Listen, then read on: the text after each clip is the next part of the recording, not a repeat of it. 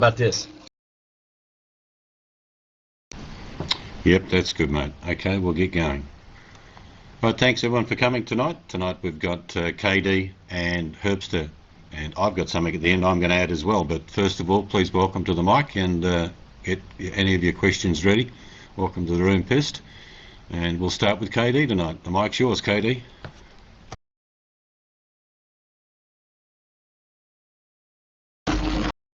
Hello, everybody. This is KD5INM, and tonight I wanted to talk about the our off-grid living library. I've been collecting books online, PDF files mostly of information, good information. Information that would be useful for off-grid living, for whether you're off-grid or not. There's a lot of information in this that is good information, good things to know and study and read about, and I just wanted to talk about that and let everybody know that so far we're up to last counted 242 books in this library, and what it contains is many of them are books that were written back in the 70s and 80s, but the information still applies, and it's good information to have. Some of it is really recent information, and I've been looking through a lot of it, and I've learned quite a bit from it. There's books on alternators, about alternator secrets, gardening, different kind of construction using bamboo and cob and wood, and different kind of things such as bartering and basket weaving. There's information about biogas and about wood gas, and we've got the plans for the wood gas generator. And let's see, we've got information on boat building, on building boats, on building wind generators, windmills, solar hot water heaters, information on building a yurt, information on building a kiln, information on building a solar heater, information about gardening that includes like information on brewing compost tea. There's information on it's kind of like the Foxfire books that have information about things that you can do, ways to recycle, reuse. There's information on building with earth, using earth, soil and sand, and doing adobe. Information on candle making. Information on on compost and fertilizer. Information on how to build a compost toilet. Information on diesel engines and gasoline engines, and we even have information on off-grid entertainment, such as dice games you can play.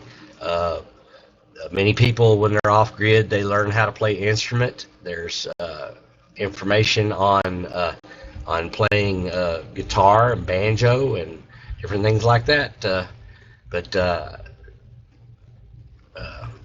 I just want the whole idea behind doing this is you would go one place and you go another place and you'd find this information scattered throughout the internet. And what we wanted to do is put everything in one location where you could look through all the information and kind of gather that information together and keep it in a library and make it available for folks to download. So we'll take questions now. All right. I might have missed like the first part. You said there's books, or do you have these on files that you're making like one big file of? What it is it is I'll put the link to it up. But what it is it is a an account that I have set up that has PDF files. These are all PDF files of basically what they are. They're books, information. Each one is a different book, and you can go through there and look and see what the subjects are for the books, and they're all in a PDF file. You can download one, or you can download as many as you'd like. Let me post that link up right quick.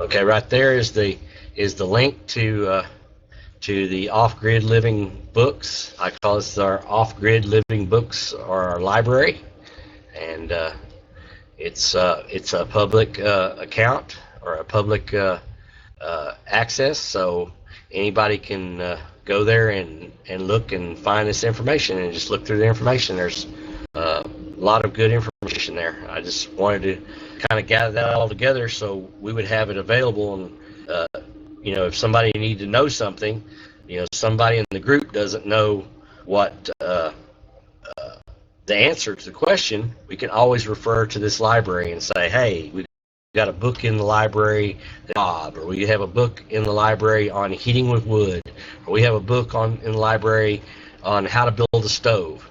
It's got hand pumps. It's talking about water pumps and talking about different ways to source water.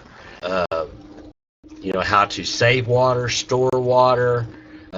There's information in there how, if you're in a desert and you have a black plastic bag and a clear plastic bag, you can make basically it's a still. You can use cactus, cut up the cactus and place it. You dig a hole, place the black plastic down in the hole, put the cactus down in there, put a bowl or a cup or a can. You cut the top off of an aluminum can. Stuff you can find that you can find laying around. You put that in the middle of the plastic, put the cactus around it, cut the cactus up, and put it on top of the black plastic, and then you put the the clear plastic over the top of that, and put a small stone in the center, and you weight it all the way around. You put weights or stones around it, and you want to trap that, and then you put a small stone in the center, and what it will do is the moisture will evaporate from the cactus or from the soil. If you dig the soil and it's wet, you can get it to evaporate. It will collect on the plastic, and it will run down and drip and then fall into the cup, and you can actually get water. So there's different. That's one of the things I learned from the information that we have. That's cool, man. I appreciate it. Like I said, that's actually good to know.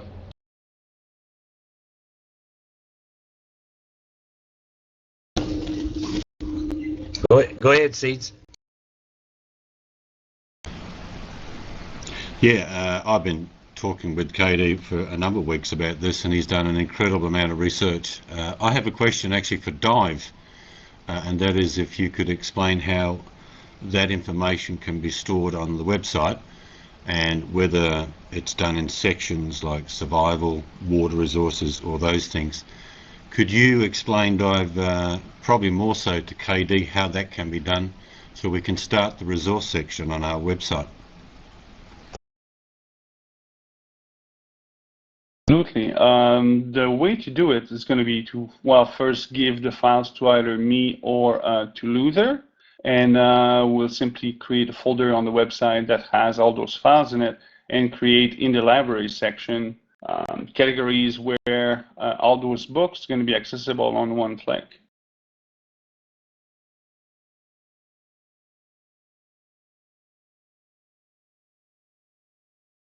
Your mic, Herbie.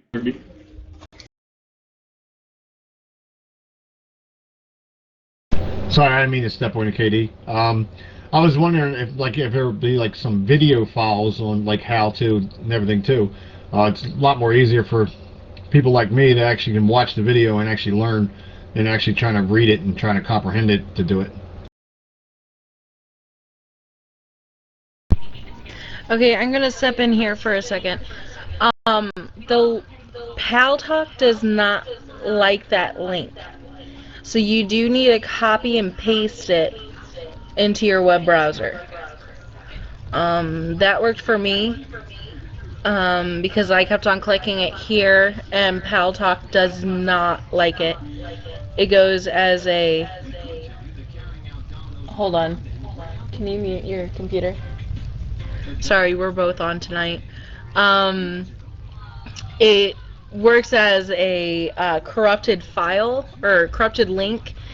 If you click that on Paltalk, I have a new security system on my computer, so I'll be able to know if it's bad or not. But yeah, there you go.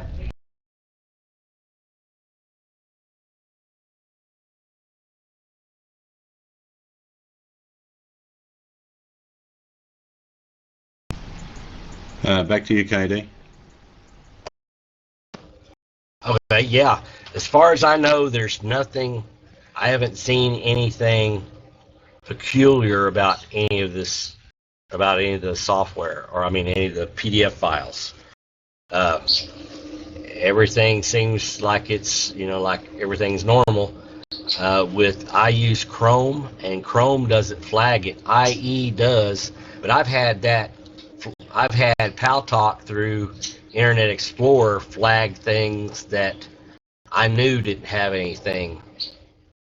So whenever people say when you're saying that it's flagging it, it's only doing it through Internet Explorer. It's not doing it through Chrome.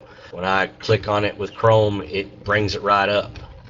I don't have the blocking or the filtering or blocking of links and things like that on Chrome that I have on Internet Explorer. That's what I've noticed. It did it with Chrome on for you. I've never had it do it with Chrome.